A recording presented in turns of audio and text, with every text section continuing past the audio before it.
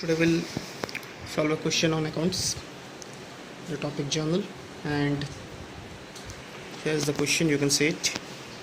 Question number 4. Enter the following transactions in the journal of Ganesh Brothers in the year 2017, the month of March. There are the transactions given, and as you know the format of journal, I'm showing you right here. You can see it here. At the top it is written in the books of Ganesh Brothers journal. Thereafter date, particulars, LF, debit and credit column. Here you can see the first transaction, March 3rd, sold goods to Dev of rupees 1 lakh. So in 2017 March 3rd, Dev account debit to sales. Here we have sold goods to Dev, so Dev will be debit as Dev is our debtor. Dev is the receiver of the goods, and we are selling goods, so goods have gone from us. So instead of goods we write sales. So Dev account will debit and sales account will be credited of rupees 1 lakh each. Thereafter received from Dev in full settlement of his account rupees 98,000. So we have received 98,000 from Dev in full settlement of his account. What does it mean?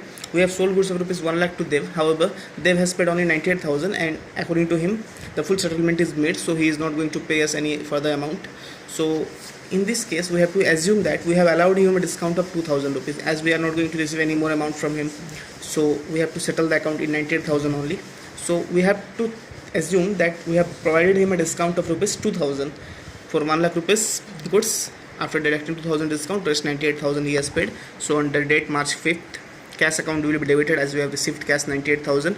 Next, discount allowed will be debit. Discount allowed means we have allowed discount, so it is a loss for us because we have allowed discount. Instead of that we must have received cash, but now we have to allow discount. So discount allowed is always debit. It is a loss 2,000, and expenses and losses are always debit, you know. So it will be debit to Dev account 1 lakh. So Dev's account of 1 lakh is settled.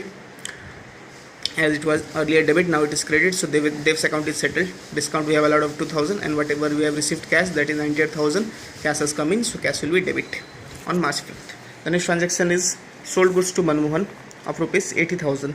So very easy. On March 6th, Manmohan account debit to sales 80,000.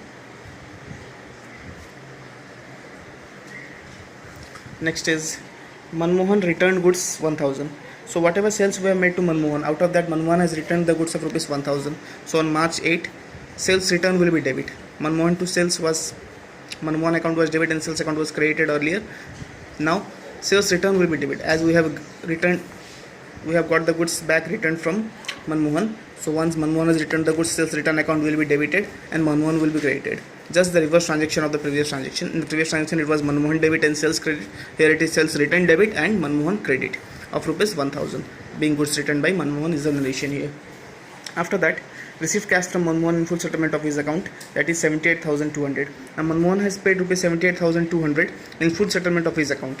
So we have received cash 78,200. Now you can check, we have sold goods of 80,000 to Manmohan. Out of 80,000 he has returned the goods of 1,000. So what is the balance that we will be receiving from him? That is 79,000. So we will be receiving 79,000 from Manmohan, but out of 79,000 he has paid only 78,200.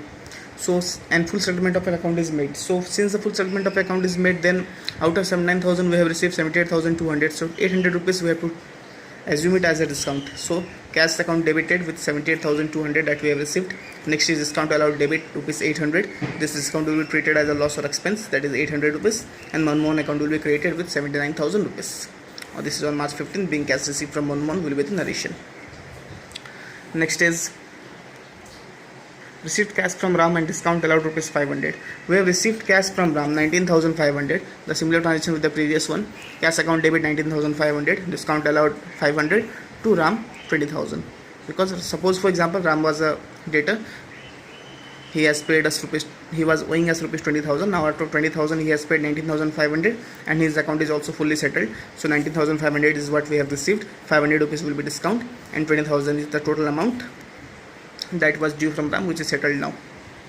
The next transaction is paid cash to Pawan 4,700 and discount received from him 300. Now this is the reverse transaction of the previous transaction. In the previous transaction what we had, we have received cash from Ram and we have allowed him discount, but here we are paying cash to Pawan and Pawan is allowing his discount, we are receiving the discount.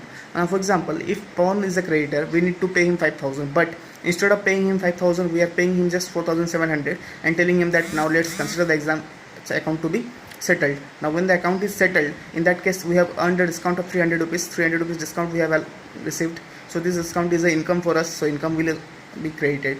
So discount received is always credited here. So here we can see Pawan account debit 5,000 rupees, because the account of 5,000 with Pawan was settled. To cash 4,700, we have paid only cash of 4,700, and discount received that we have received is rupees 300. So this will be discount received credit. And the last transaction is sold goods to Varun of list price 25,000 and 20% trade discount. So we have sold goods to Varun of 25,000. The cost of the goods was 25,000. However, we have sold him at a discount of 20%. So 20% of 25,000 is 5,000. When we deduct 5,000 from 25,000, we get 20,000. And trade discount, what is the concept of trade discount and cash discount, I'll explain you in the next video. Now trade discount is always something that we don't record in the books. We'll just deduct the amount, but we'll not write anything about discount. So 25,000 rupees goods, 20% discount will be 5,000. After deducting 5,000, we will get 20,000. So 25,000 minus 5,000 is 20,000. That 20,000 will be recorded here directly. So Varun account will be debit to sales account 20,000, 20,000. There will be no entry of discount here. So this was the full sum that I have explained you. You can check the solution here. I am showing you the full solution at a time. After this, I'll also be providing you a few questions to solve, that you'll solve and send the solution to me personally on WhatsApp as soon as possible. Till then, thank you very much and bye.